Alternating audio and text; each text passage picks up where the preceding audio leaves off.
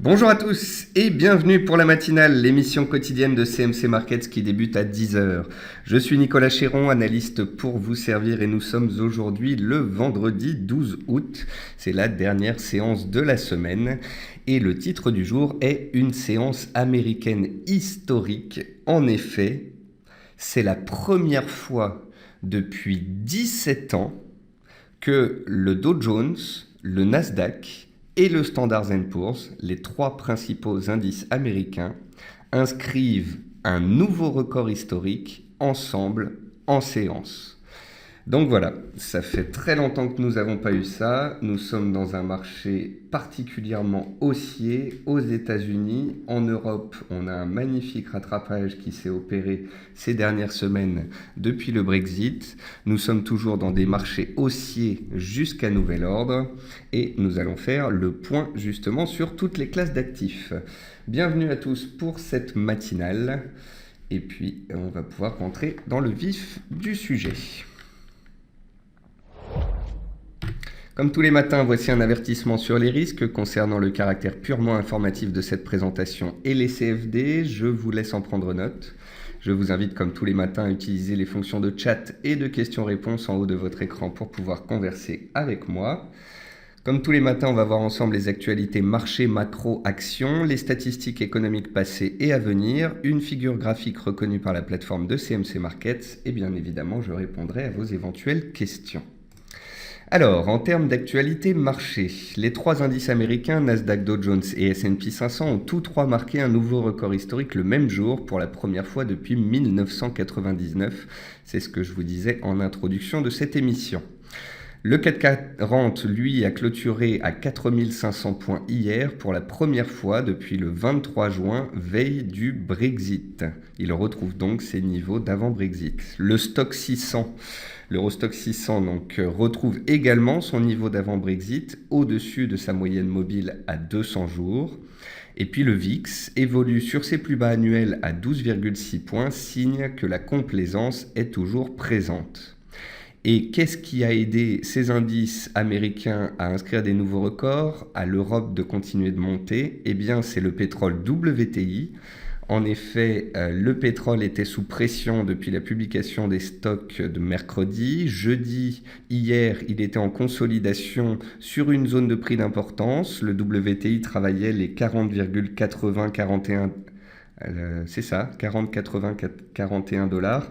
C'était une zone d'importance qu'il fallait tenir. Nous avons pris appui dessus et le WTI a gagné 5,5% hier, démontrant sa résilience au stock. Le WTI est notamment monté grâce à des commentaires de l'Arabie Saoudite et de l'Agence internationale de l'énergie. Nous allons voir ça dans quelques secondes. En termes d'actualité macroéconomique, les chiffres chinois en dessous des attentes cette semaine laissent la porte ouverte à plus de stimulus afin que l'objectif de PIB puisse être atteint par les autorités chinoises.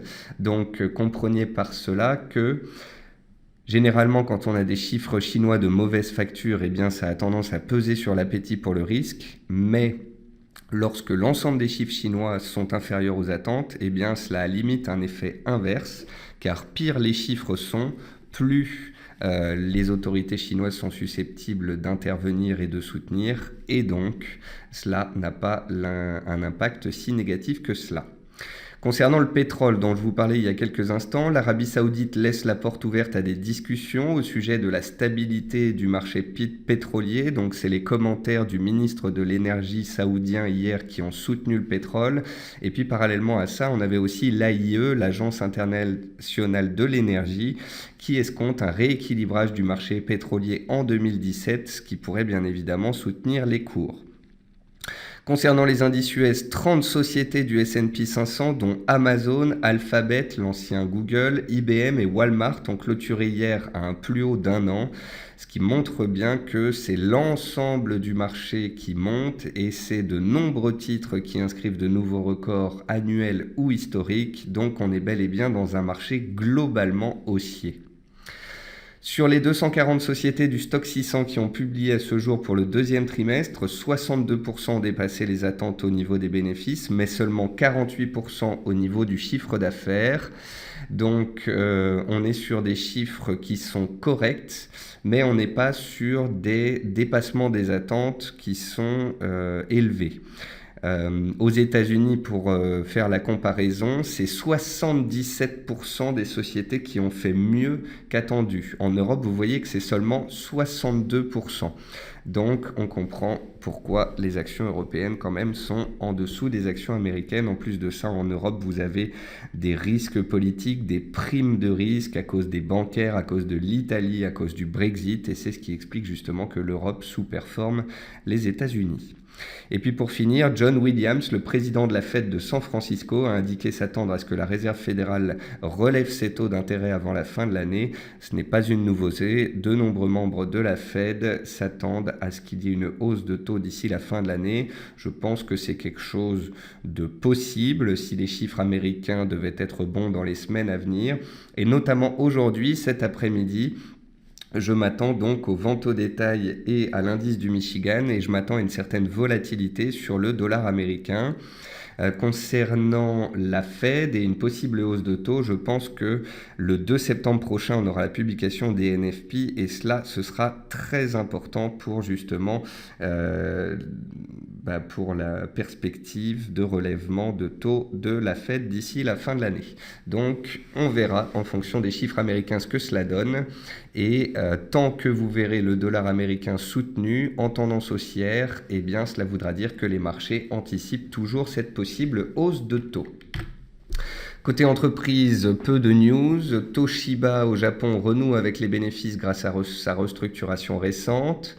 Petrobras au Brésil a publié un bénéfice de 370 millions de reais, donc 106 millions d'euros au T2 grâce à la hausse du pétrole. Et puis Macy's aux États-Unis a gagné 17% hier grâce au ralentissement de la baisse de ses ventes et la fermeture de 100 magasins. Côté meilleure et moins bonne performance du CAC 40, vous pouvez voir que Technip et Arcelor sont en hausse et sont en tête du CAC 40, donc c'est l'énergie et les matériaux de base qui mènent la danse. Vous pouvez voir qu'il n'y a aucun titre en baisse de plus de 0,8%, ce qui montre bien qu'on est toujours dans un marché d'appétit pour le risque. Côté statistiques passées, on a eu une hausse de 6% de la production industrielle chinoise au lieu des 6,2% attendus cette nuit. On a aussi eu les ventes au détail supérieures aux attentes en Nouvelle-Zélande à 2,3% contre un consensus à 1%. Et puis on a eu le PIB allemand ce matin qui est ressorti en hausse de 0,4% contre des attentes à 0,3%.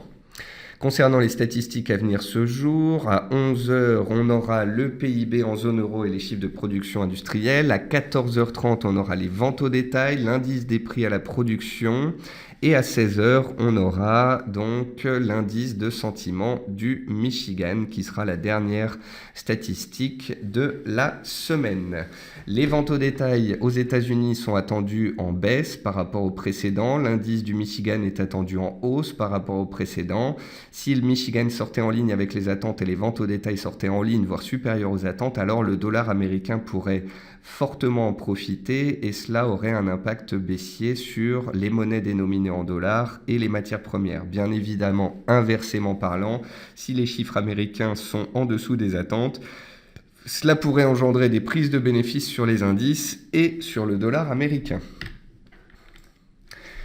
Enfin, pour finir, voici une figure graphique reconnue par la plateforme de CMC Markets. C'est un biseau ascendant sur le DAX en données journalières. C'est un biseau noté 4 sur 5. Il est plutôt bien réussi, il est beau, il respecte bien les caractéristiques d'un biseau ascendant. C'est une figure qui a une probabilité de sortie par le bas de 82%. Donc théoriquement, on va se développer un mouvement haussier, ce qu'on est déjà en train de faire à l'intérieur du biseau. Puis à un moment donné, on en sortira potentiellement. En tous les cas, il y a 82% de chances que ça se passe pas comme ça. Néanmoins, pour parler d'inversion de tendance, il faut vraiment sortir par le bas du biseau. Je vous dis cela car pour le moment, le DAX est dans une tendance haussière. Il est monté très haut très vite, certes, mais en fait, regardez bien. Avant le Brexit, on était ici. 6 semaines après le Brexit, on est là. Donc en fait, on est juste 4% au-dessus du niveau du Brexit. On a eu un choc avec le Brexit, puis une remontée rapide en 4-5 semaines.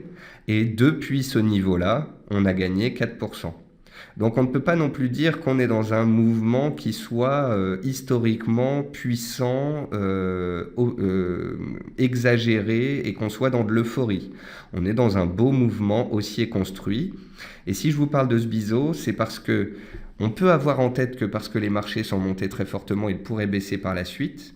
Mais attention, c'est un biseau ascendant, on pourrait très bien continuer de coller la borne haute, puis de revenir vers la borne basse, puis de continuer de monter ainsi vers 10 800, 10 900, voire 11 000 points, avant éventuellement de baisser. Donc faites bien attention, encore une fois, à ne pas anticiper la baisse, tant que la tendance stratosphérique dans toutes les unités de temps et tant qu'aucune cassure de support n'interviendra, la hausse peut perdurer. On va maintenant passer sur la plateforme de CMC Markets, sur les indices, et comme tous les matins, on commence par le S&P 500.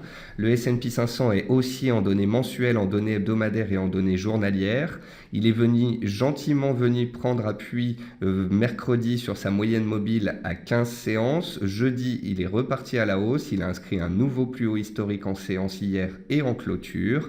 Aujourd'hui, il est toujours bien orienté. Si cet après-midi, les chiffres américains sont bons et engendrent un décalage haussier puissant et que l'on casse les 2190 points sur le S&P 500, alors l'objectif théorique de hausse ressortirait à 2220 points, soit 2% de hausse supplémentaire par rapport au cours actuel.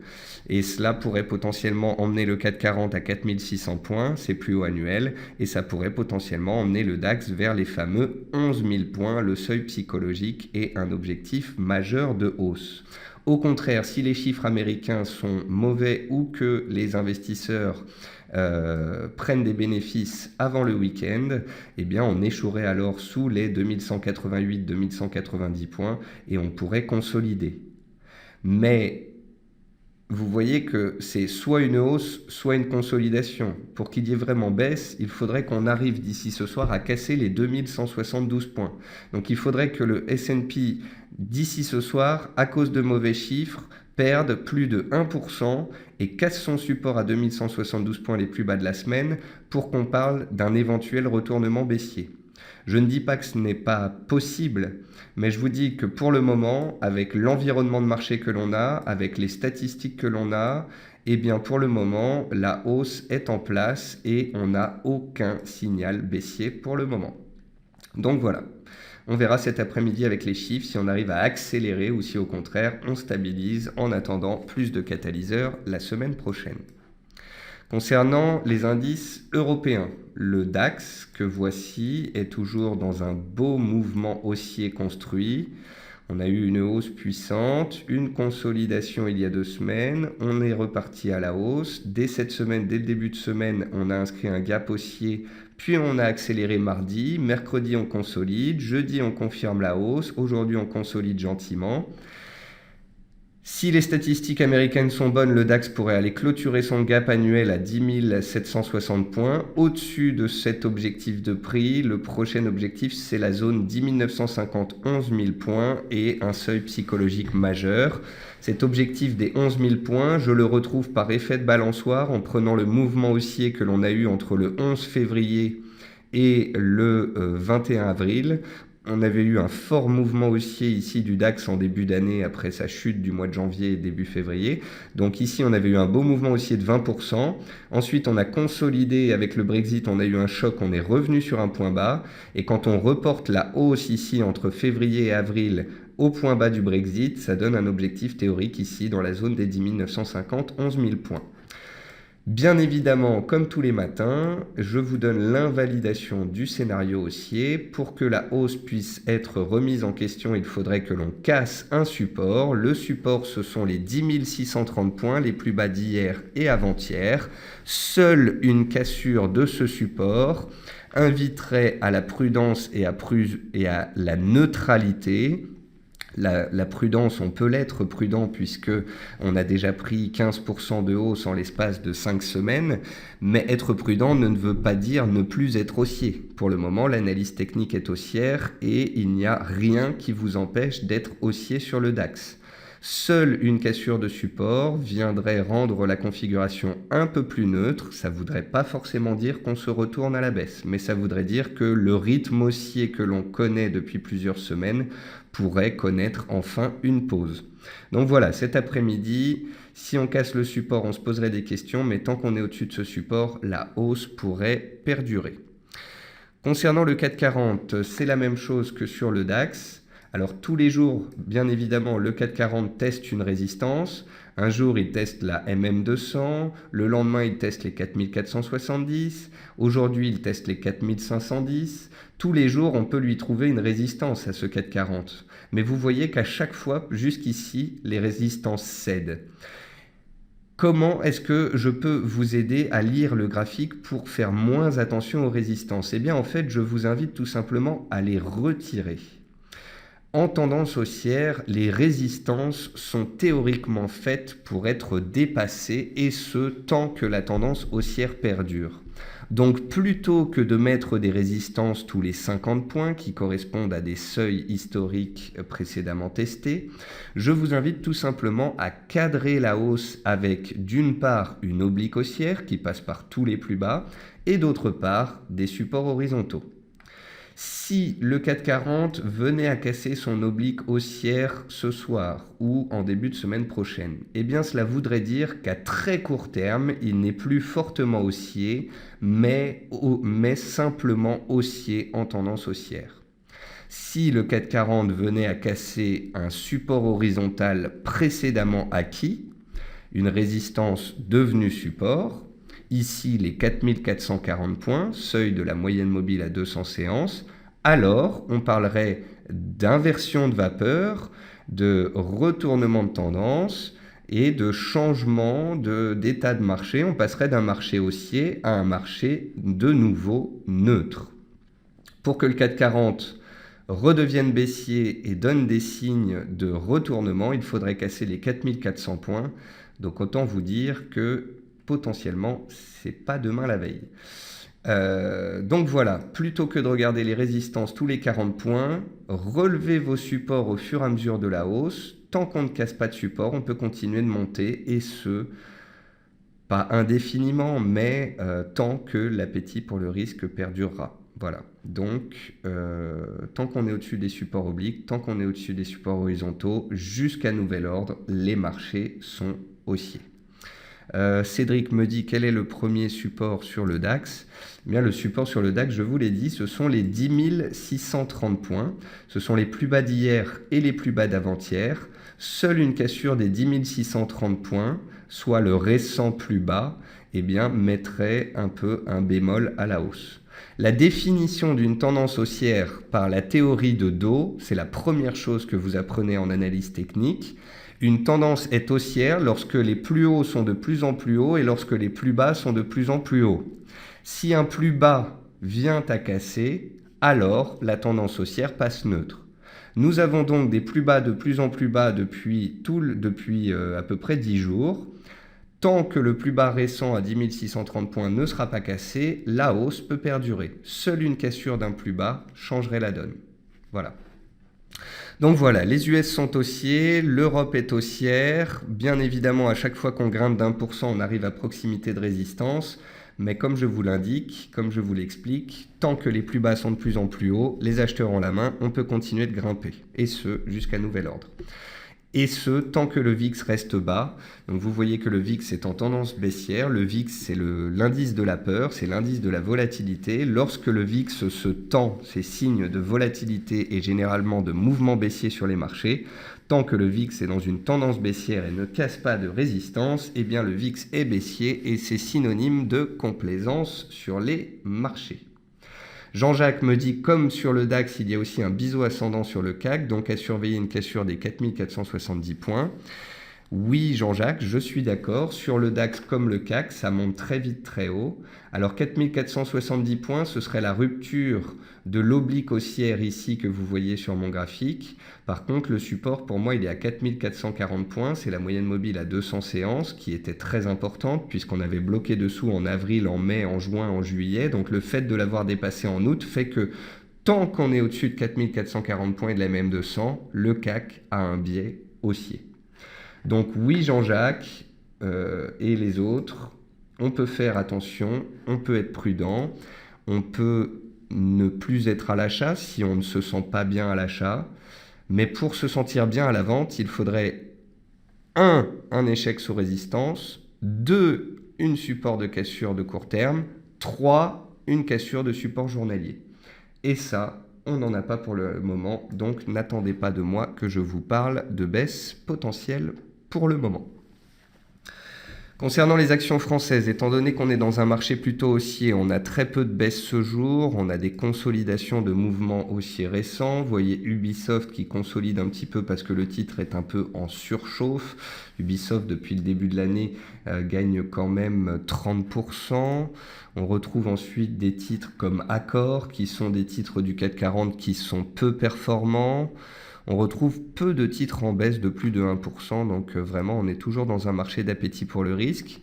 À la hausse, on retrouve Solocal, titre spéculatif qui se reprend après 5 séances consécutives de baisse. On retrouve CGG Veritas qui reprend un petit peu de hauteur grâce à la hausse du pétrole. On retrouve Nicox, une biotech qui est sur sa moyenne mobile à 100 jours, qui est un support dynamique très important. La moyenne mobile à 100 jours sur Nicox, on l'a déjà travaillé il y a 2 semaines. Ici, on est de retour ici posé dessus. Tant qu'on est au-dessus de la moyenne mobile à 100 jours, on peut redémarrer à la hausse. Si on venait à casser les 10 € et la moyenne mobile à 100 jours en cours de clôture, plus de 2 séances d'affilée, alors on se poserait des questions. Donc Nicox ici est sur un seuil clé. Technip est dans les hausses du jour. Le titre Technip profite d'une part des rachats de ses propres titres de la part de la société, mais également de la hausse du pétrole. Eutelsat est toujours dans une tentative de rebond technique. Je vous rappelle que Eutelsat, c'est un spécialiste des satellites qui avait émis un profit warning, un avertissement sur ses résultats en mai dernier et qui depuis tente de rebondir. On retrouve Eramet dans les matériaux de base qui reprend un petit peu de hauteur. On retrouve Swatec, un titre spéculatif par définition. On retrouve Sequana, un titre survendu depuis le début de l'année qui tente de s'accrocher à ses plus bas annuels et peut-être d'opérer un double bottom à surveiller. Concernant Vallourec, puisque Cédric me pose une question sur Vallourec, on va la regarder. Donc Vallourec a donné un signal haussier avant-hier en cassant les 3,70 €. On a ouvert à 4 € hier, puis le titre a baissé en séance avant de réussir à clôturer au-dessus de sa résistance. Et pour l'instant, on se tient bien. Le titre Vallourec est donc haussier à court terme pour la première fois depuis 2 mois. La zone de support, c'est la zone des 3,68, 3,75. Tant qu'on est au-dessus, c'est haussier. Et si le pétrole doit continuer de monter, Vallourec pourrait en profiter. Est-ce qu'il faut acheter Vallourec ou pas? Ça, c'est à vous de voir, mon cher Cédric. Mich me dit, y a-t-il des éléments macro à surveiller? Eh bien oui, cet après-midi, comme je vous le disais, vous aurez les ventes au détail et vous aurez l'indice de l'Université du Michigan. Donc ça, ce sont les chiffres économiques à suivre à court terme. Après, en termes de macroéconomie, on a rendez-vous avec les banquiers centraux à Jackson Hole le 26 août prochain.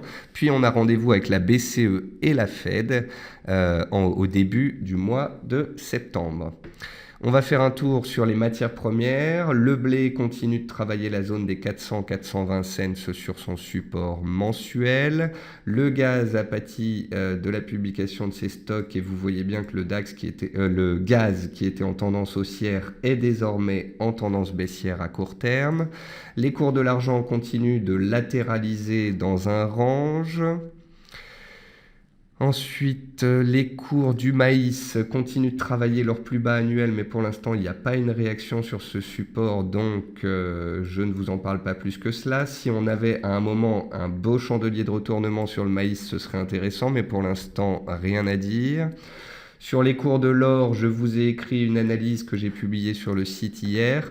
Alors sur le site de CMC Markets, dans la rubrique analyse, vous pouvez aller relire S&P objectif graphique après son record historique. C'est une analyse que j'ai écrite il y a un mois exactement et où je vous donnais les objectifs haussiers potentiels sur le S&P. Vous pouvez ce week-end regarder ce webinaire sur le money management. Vous pouvez relire, pour ceux qui sont intéressés par le blé, cette analyse long terme sur les cours du blé. Ensuite, vous pouvez lire mon analyse sur le DAX, une hausse en trompe-l'œil, qui explique qu'à moyen terme, nous sommes en train de remonter très fortement vers les 10 700, 11 000 points, mais que potentiellement, ce sera une zone de résistance majeure à partir de laquelle un mouvement baissier pourrait naître. Donc, comprenez bien que tous les jours, je vous commande le DAX et les indices américains. Je sais que c'est dur pour les particuliers de voir les indices monter tous les jours et de tenter de prendre le mouvement à la hausse. Je sais qu'il est tentant de vouloir se mettre en face et de jouer la baisse. C'est pour cela que je vous ai écrit cette analyse de moyen terme où je vous explique que je ne serais pas du tout étonné que la baisse reprenne à moyen terme à partir d'un moment. Mais avant que la baisse prennent effet, eh bien souvent il y a place à l'euphorie, et l'euphorie elle est actuellement en cours et elle n'est pas terminée. Enfin, concernant l'or, j'ai écrit une analyse contre-pied à venir sur le métal doré, point d'interrogation. Je vous explique que les cours de l'or sont donc dans un triangle, qu'on pourrait en sortir soit par le haut, soit par le bas. Et alors que tout le monde anticipe une sortie par le haut dans le sens de la tendance parce que les cours de l'or sont haussiers depuis le début de l'année, ce que j'explique dans mon analyse, c'est que le dollar américain est haussier et que si les chiffres à venir devaient être bons et devaient le soutenir, eh bien l'or pourrait en pâtir. Donc cet après-midi, si les chiffres américains sont excellents et que le dollar part à la hausse, je ne serais absolument pas étonné de voir l'or casser son triangle par le bas et ainsi opérer un début de correction baissière. Bien évidemment, à l'inverse, si les chiffres font baisser le dollar américain, l'or pourrait en profiter et remonterait. Et si à un moment donné, les indices boursiers se mettent à se retourner, ça aussi, ce serait quelque chose qui pourrait profiter à l'or et qui pourrait le faire monter. Donc l'or sera à surveiller cet après-midi. Ensuite, le riz, je surveille le riz et je suis en train de vous écrire une analyse dessus car les cours du riz travaillent leur plus bas de début 2015, de début 2016 et ils sont de retour sur cette zone de prix. Pour l'instant, je surveille les cours car pour l'instant, il n'y a pas de réaction très positive sur ce seuil. On est sur les plus bas annuels, on est en train de se faire des frayeurs. Ce que j'ai remarqué sur les cours du riz, c'est qu'au mois de mars, fin mars, on a eu un excès baissier avant que les cours repartent à la hausse. Et donc, en fait, dans l'analyse que je suis en train d'écrire, j'explique que peut-être qu'il faut un excès baissier, une ultime jambe baissière, avant éventuellement que les cours du riz tentent un rebond technique. Donc, on verra cela dans les séances à venir. Et puis, concernant les pétroles dont on parlait tout à l'heure, donc le pétrole Brent, il a pris appui ici sur support à 43,40. C'est les plus bas ici travaillés au début mai. On a pris appui dessus et on est reparti à la hausse. Par contre, on fait attention car on arrive sous une zone de résistance horizontale ici vers 46,50 qui correspond aussi au plus bas ici du mois de juin. Donc attention, le pétrole vient de gagner à peu près 12-13% depuis ses plus bas récents et il arrive à la croisée des chemins. Il est aussi à court terme dans un rebond technique, mais pour relancer la dynamique de moyen terme, il faudrait casser cette zone de prix-là, ce qui n'est pas encore acquis. Même chose sur le pétrole WTI. Je vous ai posté ce graphique sur Twitter. Encore une fois, je vous rappelle que sur Twitter, au quotidien, je publie des graphiques, des informations de marché, les statistiques en direct et des cheminements logiques. Donc j'expliquais hier que le WTI avait eu un fort mouvement haussier pendant 4 mois jusqu'au mois de juin, puis une correction à moyen terme de 20-25% à la baisse. Est-ce que le WTI ne serait pas venu chercher sa MM200 pour mieux relancer sa hausse de moyen terme? C'est la question que je pose ici. On peut tracer une oblique qui passe par le plus bas de février et les plus bas ici de début août. Tant qu'on est au-dessus de cette oblique de moyen terme, on peut considérer que le WTI est dans un scénario haussier de moyen long terme. Si on venait à casser les 40 $ et la moyenne mobile à 200 séances, alors il y aurait potentiellement reprise de la tendance baissière de moyen terme et de la tendance baissière de long terme. Pour le moment, à court terme, on est haussier, mais tout comme sur le pétrole Brent, il faudra faire attention car rapidement, on pourrait arriver sous des résistances obliques. Donc voilà, ce sera à surveiller dans les séances à venir. Pour l'instant, c'est haussier à court terme, ça soutient les marchés et c'est une bonne chose, mais attention, on a des résistances pas très loin au-dessus de nos têtes. Alors attendez, j'ai pas changé les bonnes couleurs, c'est pas ça que je voulais faire, voilà, c'est ça. Et ici, c'est comme ça. Voilà. Ensuite, le palladium, pour finir. Qu'est-ce que je vous ai dit il y a 2 jours? Je vous expliquais que la forte hausse du palladium ici de 6% m'étonnait mercredi. Je vous expliquais que généralement, une forte hausse comme ça d'un métal précieux, c'était un bon signe quand c'était un début de tendance. On appelle ça une impulsion haussière, qui est généralement synonyme d'un changement d'état d'esprit des opérateurs. Ce que je trouvais très bizarre mercredi, c'est qu'on a eu une hausse comme ça de 6% très rapide.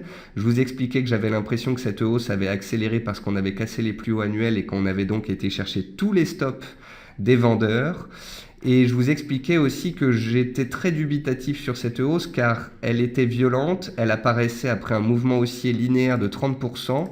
Et en plus de cela, en prenant du recul à moyen terme sur le palladium, on pouvait se rendre compte que les cours venaient d'atteindre une zone de résistance majeure datant de octobre 2014 et mars 2015.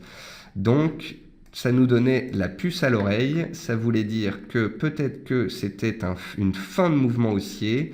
C'est ce qui s'est validé hier avec un avalement baissier majeur. Vous voyez qu'on a eu un gap baissier plus une fort chandelier baissier et on a clôturé sous l'ouverture du chandelier de mercredi. Donc ça, c'est très baissier. Alors bien évidemment, il ne faut pas oublier que ce métal est aussi à moyen terme, qu'il est revenu sur support, qu'il vient de perdre 6 ou 7% en l'espace de 48 heures, donc il ne va pas forcément chuter. Mais une chose est certaine, il ne fallait pas acheter après cette hausse de 4 ou 5%, sous résistance de moyen terme. Voilà, j'espère que vous avez appris encore quelque chose avec ce mouvement haussier qui était en fait un piège. Et puis pour finir, on finit avec les devises. Et les devises, vous n'êtes pas sans savoir que leur comportement dépendra du dollar américain. Le dollar américain, je vous ai indiqué le support mercredi à 95,35. Hier jeudi, je vous expliquais que tant qu'il était au-dessus de son oblique, il pouvait grimper et que ça pouvait donc faire pression sur toutes les paires en dollars. Si cet après-midi, les statistiques américaines font rebaisser le dollar vers son oblique, alors l'euro et les matières premières et toutes les paires en dollars pourraient profiter de cela. Si au contraire, les chiffres américains sont très bons et que le dollar accélère à la hausse en direction des 96 points, voire au-dessus, alors toutes les paires en dollars seraient sous pression et les matières premières également, notamment l'or dont je vous ai parlé il y a quelques instants. Donc, l'AUD-USD, je vous en ai parlé et je vous ai expliqué qu'il était sous une résistance oblique de moyen terme. Avant-hier et hier, il a tenté de passer, mais il ne passe pas. Si le dollar américain s'effondre, bien évidemment, l'AUD pourrait passer cette résistance et accélérer. Par contre, vous aurez noté que le dollar est plutôt haussier et sur support. Donc, on verra cela cet après-midi, car si le dollar accélère à la hausse, l'AUD, comme je vous l'ai expliqué hier, pourrait repartir à la baisse en direction de ses supports. Le NZD, c'est le même cheminement logique. Le NZD est aussi à moyen terme, il est aussi à court terme, mais hier, il a inscrit un nouveau plus haut annuel et il a clôturé sous résistance. Il garde une pente haussière de moyen terme, mais à court terme, si le dollar américain accélère à la hausse, il pourrait revenir lui aussi sur des supports. En fait, si le dollar monte, l'AUD et le NZD qui sont haussiers connaîtraient des respirations de court terme. Si le dollar baisse, ils reprendront leur hausse de moyen terme. Sur l'euro et la livre, c'est différent puisque les tendances ne sont pas haussières. L'euro, il est plutôt neutre. Donc si le dollar baisse et que l'euro casse les 1,1190, il pourrait accélérer vers les 1,1250. Si l'euro casse les 1,1230, 1,1250, il change de tendance, passe haussier et pourrait grimper plus. Mais si le dollar américain se reprend, eh bien l'euro pourrait échouer sous une oblique qui passe par tous les plus hauts ici et pourrait reprendre sa baisse. Voilà. Donc faites attention, la hausse de l'euro s'est faite en demi-teinte ici ces 3-4 dernières séances, un peu comme sur l'or. Or, si cet après-midi le dollar américain monte, eh bien ça repartira à la baisse. Quant à la livre, qui est baissière, si le dollar baisse, ça lui permettra de faire un petit rebond technique vers sa résistance des 1,3060. Si le dollar monte, eh bien la livre pourrait accélérer vers ses plus bas annuels et ses plus bas de 30 ans. Enfin, l'USD-Yen, dont je disais hier qu'il était en train de tenter de matérialiser un double bottom, eh bien cela se confirme. Tentative de double bottom sur les 101 yens. Si le dollar monte cet après-midi, on pourrait aller challenger les 102,50, 102,80. Ce serait signe d'appétit pour le risque. Les indices en profiteraient certainement. Et le Nikkei, lui aussi, en profiterait très certainement lundi. Bien évidemment, si le dollar baisse, si les chiffres sont mauvais, on reviendrait vers les supports, et si la semaine prochaine on venait à casser cette oblique qui passe par tous les plus bas, ce serait un signal baissier et ce serait certainement synonyme de retournement sur les indices boursiers. Donc voilà, les équilibres en présence, ce sont des indices haussiers à moyen terme et à court terme, et un dollar aussi à moyen terme qui se cherche à court terme. Si le dollar monte cet après-midi, toutes les paires en dollars et l'or baisseraient. Si le dollar baisse, eh bien, ce sera l'inverse. Je vais maintenant répondre à vos questions, enfin celles qui me restent, puisque j'essaie de les traiter au fur et à mesure. Tony dit « Je note que le VIX ne baisse plus autant alors que les indices grappillent à la hausse ». En fait, Tony, le VIX ne peut pas baisser non plus éternellement. Le VIX, regardez un petit peu sur Google ce que c'est que le VIX. Le VIX mesure l'écart du spread sur le marché option des actions du SP500. C'est une mesure des spreads. Donc les spreads ne peuvent pas non plus être à zéro. Donc quand vous avez un VIX qui descend, comme ces derniers temps, très bas, le VIX, si vous le regardez sur 10 ans, vous vous rendrez compte qu'il est sur ses plus bas de 10 ans. Il y a un moment, il ne peut pas beaucoup baisser plus. Tony dit 5% de hausse sur le 440 en ligne droite sans retracement. Un retracement sur 4428 ou 4400 ne serait-il pas plus sain? En fait, Tony, on n'est pas dans un mouvement haussier habituel. On est dans un mouvement haussier pendant la période estivale. Or, pendant la période estivale, il y a moins de catalyseurs, moins de volume, moins d'opérateurs présents, donc on est dans des marchés qui sont un petit peu plus linéaires. La hausse qu'on a fait depuis 8 jours sur le 440, elle est magnifique, elle est extrêmement bien construite. On monte ici, on revient tester, on repart, on confirme la hausse, on ouvre un peu haut sous MM200, on consolide, on revient sur le support, les acheteurs prennent la main, on casse MM200, le lendemain on consolide, on appuie MM200 et on repart. Donc à chaque fois on a une hausse, une conso, une hausse, une conso, une hausse. Et c'est vraiment le synonyme d'un marché haussier parfaitement construit. Phil dit, avec une volatilité basse, ne vaut-il mieux pas acheter une option put en parallèle un futur long ou futur short? Phil, à vous de voir, hein. Il y en a qui sont acheteurs d'indices et acheteurs de volatilité. Comme ça, si les indices baissent, eh bien, ils perdent sur les indices, mais ils gagnent sur la volatilité. Il y en a qui sont acheteurs d'indices et en remontant leur stop de protection au fur et à mesure. Comme ça, si ça se retourne, eh bien, ils concrétisent leurs gains et ils ne font pas de pertes. Il y en a qui attendent tout simplement un signal baissier pour se placer. Vous avez 10 000 façons de faire en ce moment sur ces marchés. Gilles me dit, l'or peut-il anticiper les chiffres US de cet après-midi? Non, je pense que l'or va tout simplement attendre la publication comme tout le monde. Thierry dit, jusqu'où peut monter Adidas? Alors je ne sais absolument pas, Thierry, j'ai pas regardé le titre Adidas depuis un petit bout de temps. Ce qu'il faut savoir, c'est que pendant les JO, historiquement, les titres comme Adidas et Nike sont des titres qui ont l'habitude de grimper. Ah oui, alors j'avais pas vu ce titre. Waouh. Waouh, waouh, waouh, waouh, waouh. Waouh, waouh, waouh. Oh là là, c'est magnifique. J'ai rarement vu ça. Un marché haussier de 2008 à 2014, on passe de 20 à 90, puis on consolide. Et là, cette envolée parabolique, on a un doublement des cours en l'espace d'un an, c'est absolument magnifique. Alors tout simplement, ce que vous pouvez constater, c'est que le titre Adidas tient particulièrement bien sa MM20. Parfois on la casse et on vient prendre appui non loin de la MM50. Quand vous avez un titre comme ça qui accélère à la hausse, vous pouvez tout simplement mettre des moyennes mobiles courtes qui suivent la hausse, et tant qu'on est au-dessus des moyennes mobiles, c'est haussier. Puis si à un moment on vient casser les moyennes mobiles, c'est que la tendance devient un petit peu plus fragile.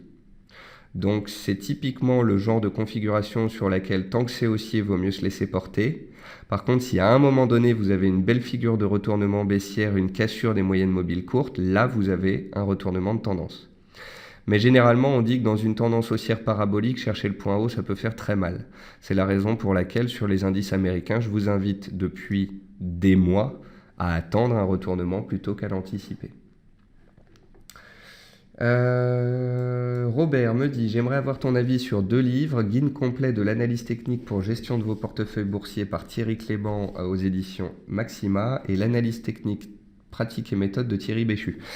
Le deuxième, Robert, sans hésiter. L'analyse technique, pratique et méthode par Thierry Béchu et Éric Bertrand aux éditions Economica. En effet, Thierry Béchu, c'est un ancien de la Société Générale. C'est un excellent analyste technique et ce livre, je pense, vous ravira.